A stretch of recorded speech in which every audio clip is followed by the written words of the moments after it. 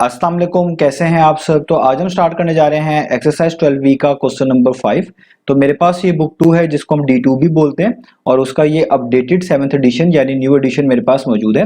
और इस new addition का ये चैप्टर नंबर 12 चल रहा है। मैंने इस चैप्टर के नेम से एक सेपरेट प्लेलिस्ट बनाई हुई है, उसका लिंक भी नीचे डिस्क्रिप्शन में दिया हुआ है ताकि आप लोगों को इस चैप्टर से रिलेटेड तमाम सॉल्यूशंस एक ही जगह पर आसानी से इसी प्लेलिस्ट में मिल सकें।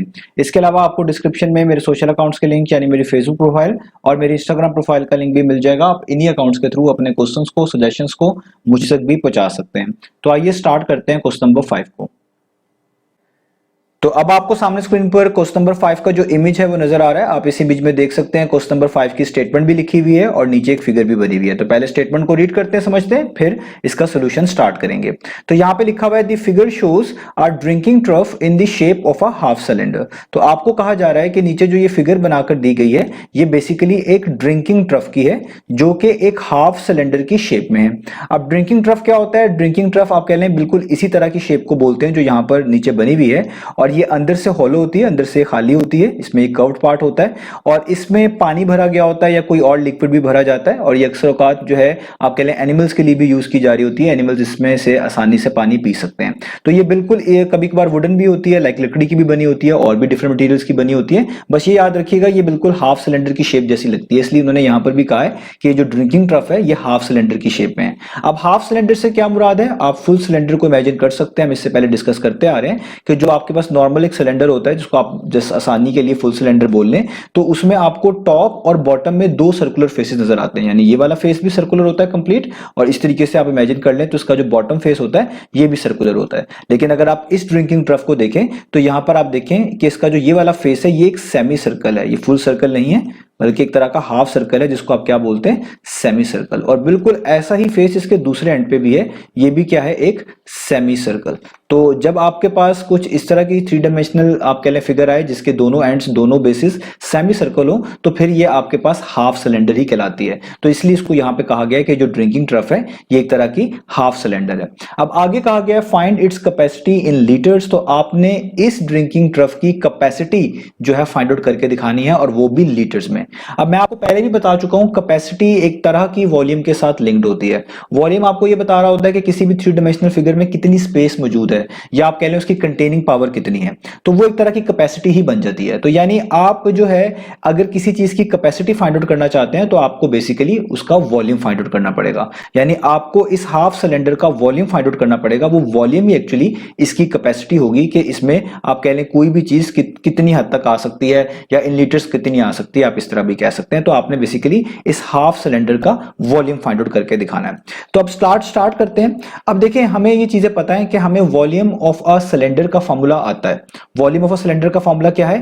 पाई आर स्क्वायर एच। आप जानते हैं कि जो आपके पास सिलेंडर होता था उसका वॉल्यूम का फॉर्मूला होता है पाई आर स्क्वायर एच। तो पाए तो आपको पता है इसकी वैल्यू 22/7 या आप कह लें 3.142 ले लेते हैं। आर का मतलब रेडियस होता है, एच का मतलब हाइट होता है। अब ये जो वॉल्यूम्स होते हैं ना ये एक तरह के फुल सिलेंडर के होते हैं जिसमें ऊपर आपके पास सर्कुलर बेस होती है, नीचे भी एक फुल सर्कुलर बेस होती है। लेकिन जब आप हाफ सिलेंडर का करते हैं ना वॉल्यूम, तो याद रखिएगा आप इसको दो तरीकों से समझ सकते हैं कि आपके पास जो ये वॉल्यूम आता है ना आप इसको डिवाइडेड बाय 2 कर देते हैं। वैसे भी आपको हाफ से भी समझ आ जाएगा, किसी चीज को हाफ करना हम 2 पे डिवाइड करते हैं तो आप इसको पाई आर स्क्वायर एच को अगर 2 पर डिवाइड कर देंगे, डिवाइडेड बाय 2 कर देंगे तो अब ये वॉल्यूम का फॉर्मूला बन जाएगा फॉर हाफ सिलेंडर। अब इस चीज को आप यूं भी समझ सकते हैं कि जो पाई आर स्क्वायर होता है ना, ये जो यहां पे पाई आर स्क्वायर लिखा हुआ है ये बेसिकली एरिया होता है सर्कल का, एरिया ऑफ सर्कल। सर्कल कह लें या आप सर्कुलर बेसिस कह लें तो भी आपको बात समझ आ जाएगी। ये जो सर्कुलर बेसिस होते हैं ये इन दोनों का एरिया मिलाकर यहां पर आपके पास आया होता है। मिलाने का मतलब है इसका भी पाई आर स्क्वायर होता है, इसका भी पाई आर स्क्वायर होता है, तो इसलिए यहां पे पाई आर स्क्वायर लिखा होता है। तो यहां पे सेमी सर्कल है तो सेमी सर्कल का जो एरिया होता है वो होता है पाई आर स्क्वायर डिवाइडेड बाय 2। तो अगर आप इस सेंस से भी समझें कि हाफ सिलेंडर में यहां पर दोनों सेमी सर्कल्स होते हैं तब भी आपको इधर पाई आर स्क्वायर नहीं लिखना पड़ेगा बल्कि पाई आर स्क्वायर ओवर 2 ही लिखना पड़ेगा, तब भी हाफ सिलेंडर का फॉर्मूला यही बनेगा। तो आप दोनों तरीकों से इसको समझ सकते हैं कि कोई भी आपने हाफ सिलेंडर का वॉल्यूम निकालना हो तो जो वॉल्यूम ऑफ फुल सिलेंडर होता है उसको आप 2 से डिवाइड कर दें या पाई आर स्क्वायर डिवाइडेड बाय 2 लिख लें, वो दोनों के मीनिंग सेम ही बनेंगे, उसका मतलब यही आएगा। तो इसलिए हम यहां पे लिखेंगे कि जो हमारे पास वॉल्यूम है ऑफ अ हाफ सिलेंडर, ये हाफ सिलेंडर है इसलिए हम यहां पे लिखेंगे जो वॉल्यूम आएगा हमारे पास हाफ सिलेंडर का वो क्या आएगा, वो आएगा pi R square H by two. अब आप इसको ऐसे भी लिख सकते हैं, याद रखिएगा, इसमें कंफ्यूज ना होइएगा। चाहे आप इस 1/2 को, यहाँ पे 2 है ऊपर कुछ नहीं है, यहाँ पे अगर आप 1 लिख लें तो इस 1/2 को आप सेपरेट करके पाई आर स्क्वायर एच भी लिख सकते हैं। सबके मीनिंग सेम है, चाहे आप इस तरह लिख लें, चाहे आप इस तरह लिख लें, चाहे आप पाई आर स्क्वायर ओवर 2 अलग से लिख के आगे एच लिख लें, मीनिंग सेम है। तो मैं इस तरह लिख रहा हूं ताकि चीजों को सॉल्व करना आसान रहे। तो आप वॉल्यूम ऑफ हाफ सिलेंडर को लिखेंगे 1/2 या 1/2 पाई आर स्क्वायर एच, और मैंने आपको 2 नीचे डालने की वजह बता दी है, वो हाफ सिलेंडर की वजह से, इस सेमी सर्कल की वजह से भी आप कह सकते हैं। तो अब यहां पर ये चीज आपने लिख ली, अब आपने इसमें जस्ट वैल्यूज पुट करनी है। अब देखें पाई की वैल्यू तो आपको पहले से पता होती है, वो आपने या तो 22/7 लेनी है, या आप कह लें 3.142 लेनी है, या कैलकुलेटर वाली आपने पिक करनी है। आर आपको यहां पर चाहिए होगा, आर का मतलब होता है रेडियस, और रेडियस क्या होता है, सर्कल के सेंटर से लेकर उसकी बाउंड्री तक की लेंथ, बाउंड्री तक का डिस्टेंस। तो यहां पर आप देखिए आपको रेडियस नहीं बताया हुआ बल्कि डायमीटर बताया हुआ है। तो देखिए ये पूरा जो सेमी सर्कल है इसकी यहां से लेके यहां तक लेंथ, ये डायमीटर कहलाती है। और डायमीटर को रेडियस बनाने का क्या तरीका होता है, आप उसको हमेशा हाफ करते हैं, 2 पर डिवाइड करते हैं। तो इसलिए मैं यहां पे लिखूंगा कि जो आपके पास डायमीटर गिवन है ना, ये डायमीटर है, वो कितना गिवन है, वो है 15 सेंटीमीटर। और आपने क्योंकि रेडियस फाइंड आउट करना है तो इसलिए हम यहाँ पे इस डायमीटर से रेडियस फाइंड आउट कर सकते हैं। रेडियस को आर से प्रेजेंट करते हैं और उसका फॉर्मूला होता है कि जो डायमीटर है इसको 2 पे डिवाइड कर दो। तो यहाँ पे 15 लिखा हुआ है तो आप इसको लिख देंगे 15 डिवाइडेड बाय 2, और ये भी आपके पास किस में आ जाएगी, सेंटीमीटर्स में। तो देखिए आपके पास ये रेडियस आ गया। अब हम ये सारी वैल्यूज ऊपर पुट करते हैं। तो अब मैं इस ऊपर वाले फॉर्मूले में ये सारी चीज मैं आप कह लें इस ऊपर वाले फॉर्मूले में पुट करने जा रहा हूं। तो 1/2 वैसे का वैसे ही आएगा। अब ये बड़ी इंपॉर्टेंट चीज है कि पाई की वैल्यू क्या यूज करें। तो यहां पर याद रखें आप पाई की वैल्यू 22/7 भी यूज कर सकते हैं, आप पाई की वैल्यू 3.142 भी यूज कर सकते हैं, और आप कैलकुलेटर में जो पाई की वैल्यू होती है वो भी यूज कर सकते हैं। अगर आपके आंसर्स आप बिल्कुल एक्यूरेट चाहते हैं कि वो बिल्कुल आप कह लें प्रिसीजन के लिहाज से, एक्यूरेसी के लिहाज से सब आप कह लें 100% हो, तो मैं आपको रिकमेंड करूंगा कि आप कैलकुलेटर वाली वैल्यू यूज करें। आपके कैलकुलेटर से आंसर डेसिमल्स के बाद और भी बेहतर आएंगे। और अगर आपको कैलकुलेटर अलाउ नहीं है तो मैं आपके लिए यहां पर पाई की वैल्यू 22/7 यूज करके आपको कैंसलेशंस वगैरह सारी वर्किंग करके दिखाऊंगा ताकि आपके लिए आसानी हो जाए। अदरवाइज अगर आपको कैलकुलेटर अलाउ हो तो रिकमेंडेशन यही है कि आप कैलकुलेटर की पाई वाली वैल्यू यूज करें, उससे आपके आंसर्स एक्यूरेसी के लिहाज से और बेहतर आएंगे।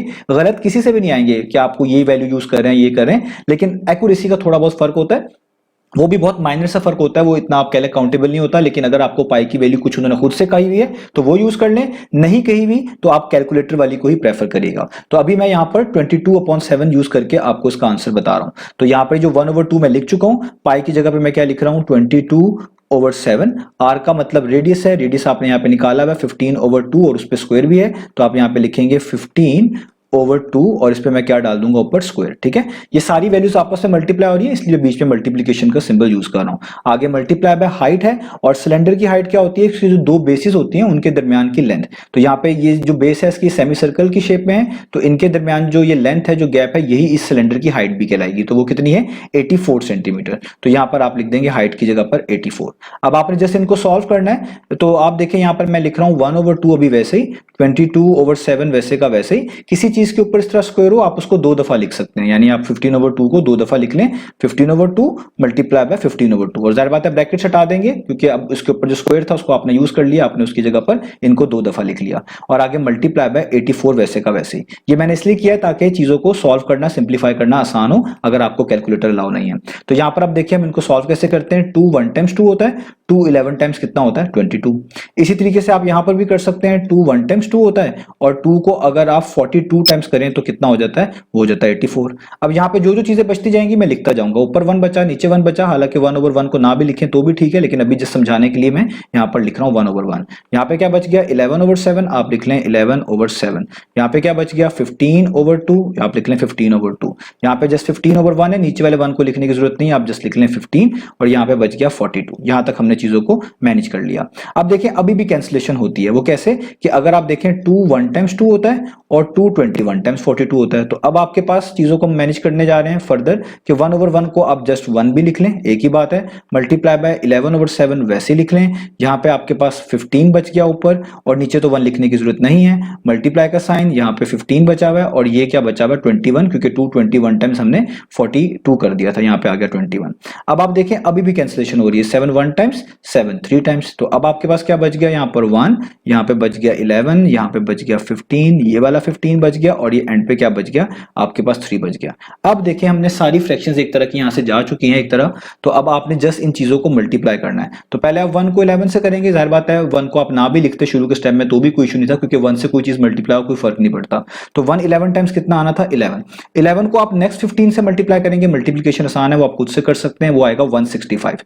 और 165 को आप नेक्स्ट वाले 15 से मल्टीप्लाई करेंगे तो आएगा 2475 2475। और उसको इस आखिरी बचे हुए आप जब 3 से मल्टीप्लाई करेंगे तो आपके पास आंसर आएगा 7425। तो यानी इन सबको मल्टीप्लाई करके आंसर आ गया 7425, क्योंकि तमाम डायमेंशंस ऊपर सेंटीमीटर्स में गिवन थी, आप वॉल्यूम निकाल रहे हैं तो ये होगा फिर सेंटीमीटर क्यूब में। अब उन्होंने कहा था आपने अपने आंसर को लीटर्स में लेके आना है, लीटर्स में देना है। तो इसके लिए आपने याद रखना है कि जो 1 सेंटीमीटर क्यूब होता है वो बेसिकली 1 मिलीलीटर के इक्वल होता है। 1 सेंटीमीटर क्यूब में 1 मिलीलीटर होते हैं। इसका ये मतलब भी होता है किसी चीज को सेंटीमीटर क्यूब से मिलीलीटर में कन्वर्ट करना हो तो 1 से मल्टीप्लाई करें। तो जाहिर बात है किसी भी चीज को 1 से मल्टीप्लाई करने से कोई फर्क नहीं पड़ता, तो जस्ट आप सेंटीमीटर क्यूब की जगह पर मिलीलीटर भी लिख देंगे तो आपकी ये कन्वर्जन हो जाएगी। यानी आप इसको लिख सकते हैं 7425 और आगे मिलीलीटर।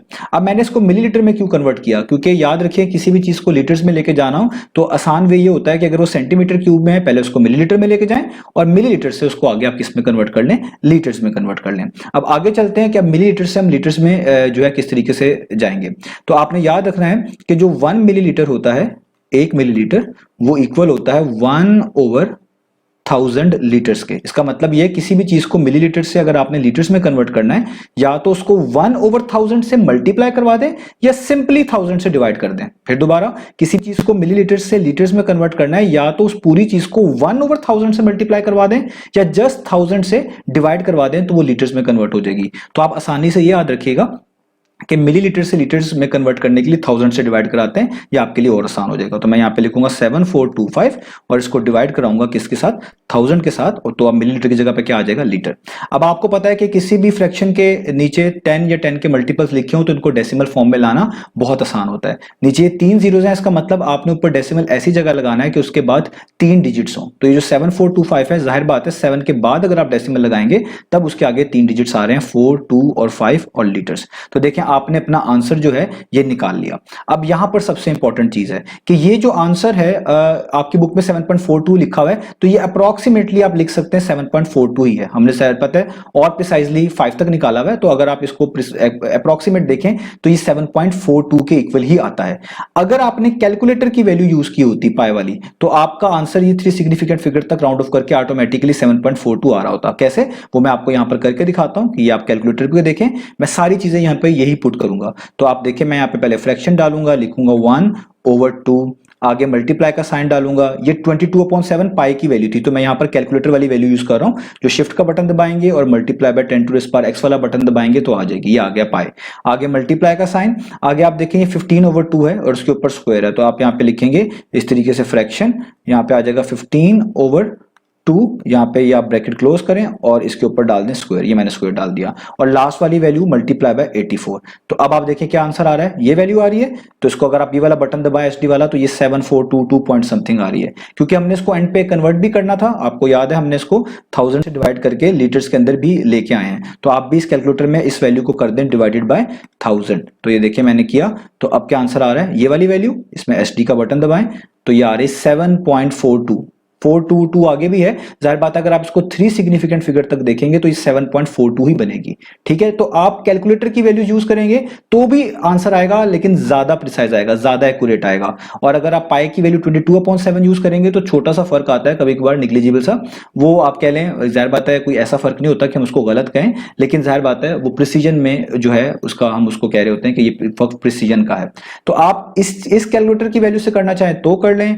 पाई की वैल्यू 22/7 यूज करके मैंने आपको बता दिया है ताकि आप लोगों के लिए चीजें आसान हो जाएं। तो ये हमारे पास जो है इसका फाइनल आंसर है। उम्मीद है आपको सोल्यूशन समझ आया होगा। इंशाल्लाह अब हम नेक्स्ट वीडियो से मिलेंगे बाकी सोल्यूशंस के साथ।